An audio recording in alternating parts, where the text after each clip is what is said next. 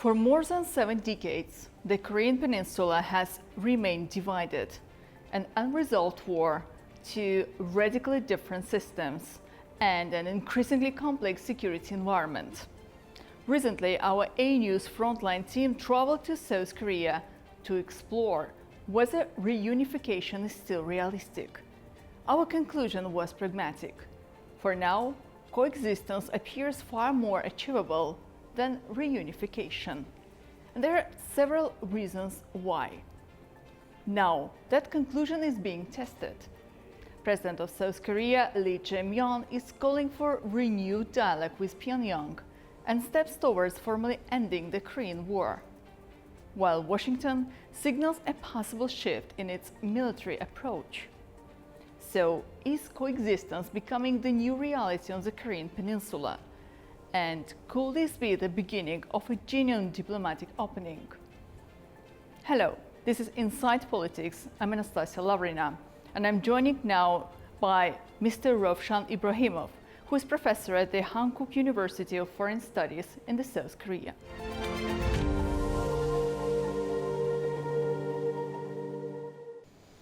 Hello and welcome to Inside Politics. Thank you. Hello, Baku. Hello. Great to have you on Inside Politics today. So, President of South Korea has called for direct talks with North Korea to formally end the Korean War, replace the armistice with its permanent peace regime, and discuss ways to halt the further development of Pyongyang's nuclear capabilities. What is driving this initiative now? Is it primarily an attempt to reduce immediate security risks on the peninsula, or are we seeing a broader strategic shift in Seoul's approach to North Korea? Generally speaking, the Democratic Party agenda usually is like to approach and making better collaborations with North neighbor. It was also the agenda of Moon Jae-in. Actually, at that period, also U.S. President was current President Donald Trump, who has actually started some kind of tough relations with North Korea, and it brought like a really serious, optimistic rapprochement between North and South. There have been numbers of visits, both in North and South, and even the high-level representatives of North Korea participating in Winter Olympic Games in Pyongyang, and some teams also were joined participation at that Olympic Games. Nevertheless, during the previous president, relationship extremely spoiled, but not directly because of a position of previous president and South Korea. More directly, it's because the result of Trump policy had no have consequences. So it was more seen as a personal policy rather than American foreign policy, and it was some kind of great expectation by North Korea. Later on, situation really spoiled in different manners. It's so detailed to explain. And finally, 2025, somehow in January, the North Korea accepted new approach towards South Korea, like no relations, no unification, that two different nations without any possible future contacts with this country, because it's a U.S. puppet, and the only contact can be possible with real owner of South Korea. That's how relations was getting down. They have number of escalations and tensions between two countries, and new government in the face of President Lee Jae-myung and Democratic Party started to making some kind of messages and making some tension down. And finally, yes, just these days, President Lee Jae-myung declared new approach that it's good to start negotiation for making, let's say, peace. Actually, since the 1953, there is no peace agreement between the two parts of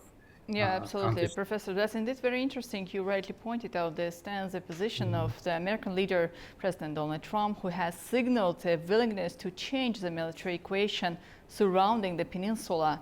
Could a reduction in U.S.-South Korean military exercises actually help create the conditions for renewed diplomacy?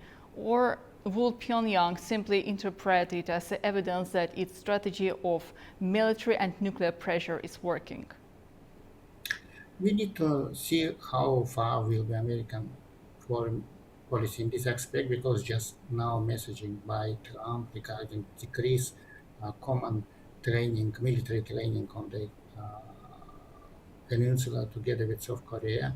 But still, the contingent, American contingent in here, if I know wrong, it's around 28,000 American soldiers has been located in South Korea. And they, of course, very regularly, very often do common training. And I actually doubtful how possible to like continue having contingent without like common training, common like collaboration and so on. Then what is the reason of staying contingent here?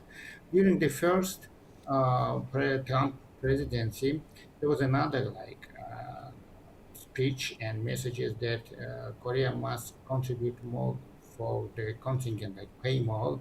That time the number which was expected to be paid by Korean government were like around $5 billion entity.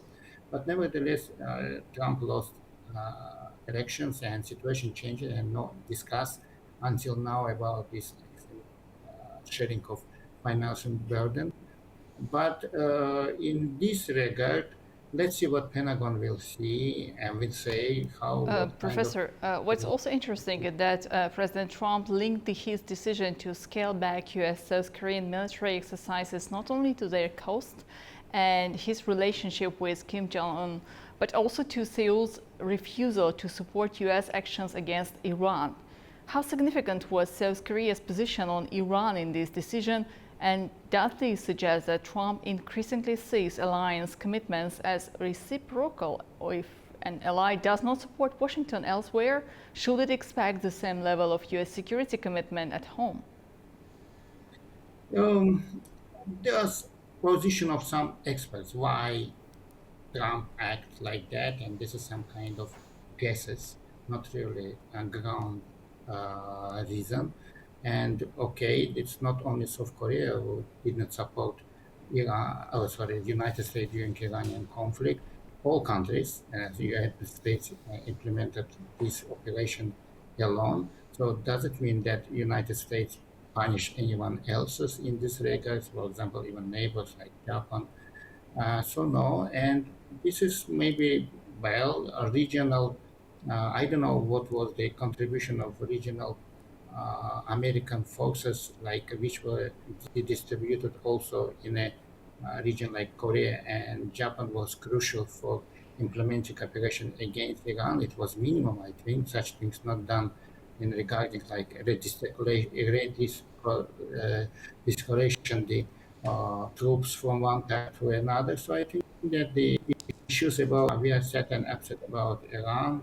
That's why we are doing as follow. No, I think no. So for more and wider picture, we need to wait, and it will be clarify what is the real motivation of mostly President Trump rather than American foreign policy. Well, North Korea's military capabilities today are considerably more sophisticated than during the Trump-Kim diplomacy of 2018 and 2019. Does that mean that the military balance has changed to the point where any future negotiations will have to begin from a fundamentally different position?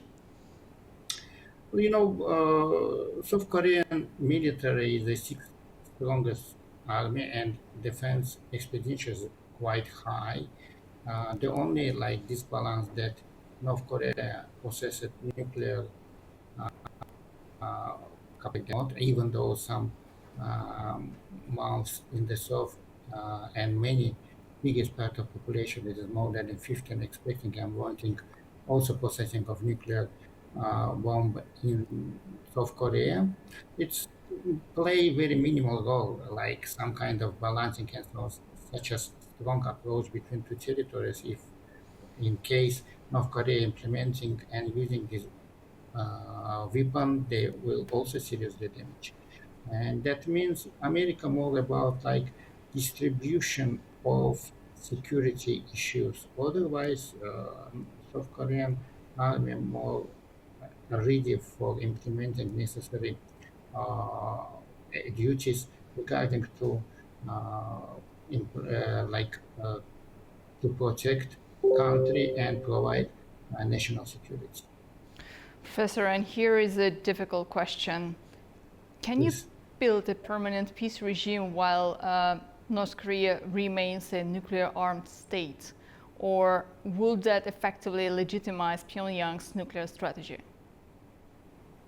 What is the main reason of nuclear strategy of Pyongyang? It's not against South Korea. It's more how to protect the current establishment, the current elites, in order to prevent possible like interferences from outside. Mostly, in the witnessing that so many some kind of interventions happen last decade, including Iran, in order to including change regimes.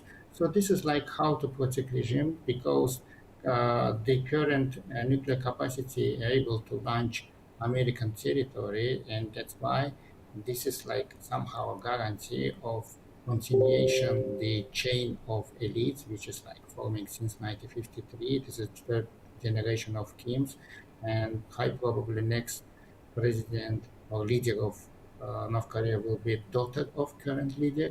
So this is the more gossips which is can be heard by experts in South Korea. She's still very young, 40 years old, but this is always often talking that this is a person who is preparing for next leadership in this country. That's why the external intervention must be minimalized.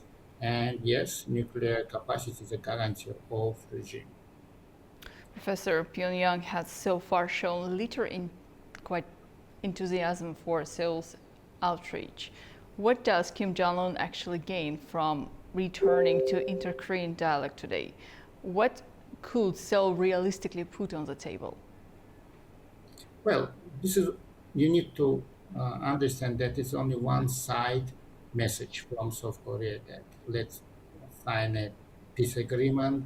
Although the North Korean side has completely different opposite position now, zero relations with this. For them now, South Korea not existed. So it is very very long process in order to bring him to the table. So it is only wish of South Korea without any receiving messages from North. Just one say uh, message for what can be happen in response. This is wish for response, nothing else. Professor, another very interesting question. North Korea's support for Russia in the war in Ukraine, which has transformed the relationship between Moscow and Pyongyang into a much deeper military partnership.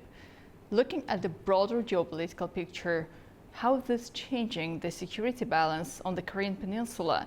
And what does it mean for US strategy not only towards North Korea, but towards Northeast Asia more broadly? Well, let's talk about this in any case regionally, regarding to both countries, Russia and North Korea has a huge advantage in this collaboration. Well, uh, Korea able to export own defense products to Russia, which they have some kind of lackness currently, and also yeah, North Korean military is also participating in war, at least at this part where like Ukrainians control Russian territory. But who knows? Maybe next operation on Ukraine territory they will be also join. And also, as figure shows that export of North Korea sufficiently increased, yeah, it is because of its export of defense products and maybe some other products, non-lethal weapon or non-lethal products. And this is also bring some input to North Korea, which is positive issues. Sanctions against North Korea was intentionally done, but doesn't work in order to like sanctions will made population economical problems, maybe force them to change our needs by I don't know riots or something, which is was expectation, but never work. And actually, it's very rarely works in other cases as well. That's why it is the reason of sanctions lost somehow own logic. And yes, recently also, it's not only with Russia, North Korea really widened relationship with China. The recent visit of leader of North Korea to China also make new development. It is somehow actually China for a long time guarantor of regime, but they also were not really satisfied with everything what North Korea did. But nevertheless, there were some kind of positive developments for them, and of course that means sanctions, which actually heading by mostly United States, not really work for this part of Korean Peninsula. Yes, we could see the recent visit of the president of China to North Korea that was quite Yes. beneficial to both sides. And just recently, during our filming in South Korea, one of the key conclusions we reached was that the unresolved division of the Korean Peninsula is not only about relations between North and South, it's also shaped by the competing strategic interests of major powers, particularly the United States, China, and Russia, as you rightly pointed out. So those interests have not disappeared. What can realistically change now?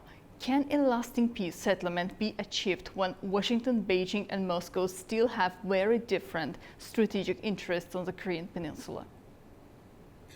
Well, it's very true, especially for the Cold War period, a bipolar war, and of course there was a strong competition, ideological competition between liberal and socialist blocs. Currently, rather like big powers not agreed for unification of peninsula or some kind of rapprochement between the parts. Maybe I don't think that they like China or United States really doesn't want this rapprochement because it will be minimize the treatment because any possible escalation also will touch China somehow and also it is reason of security.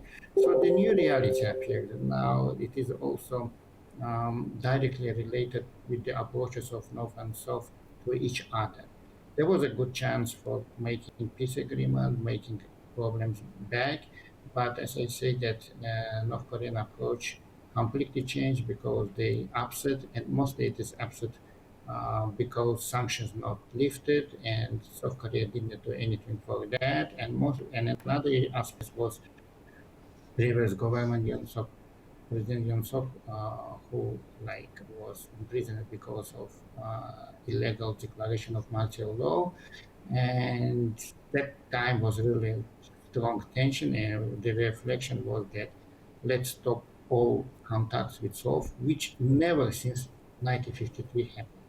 There have been several attempts, which was very close for signing agreement in previous years, as even during the Cold War, but never before North Korea did approachment that now this is not one nation, but two different nations. And actually, if you translate Korea in North and South Korea, this is actually named by different terminologies. Like for North, it is Choson, for South, it is Hanguk Saram. So it is also the name of nation in Korean is different from each other. Professor, and one last question, if I may. Yes. During President Trump's first term, we witnessed unprecedented direct diplomacy with Kim Jong-un from Singapore to their meeting at the DMZ. And your personal opinion, given Trump's latest signal towards Pyongyang, should we expect another face-to-face meeting between the two leaders?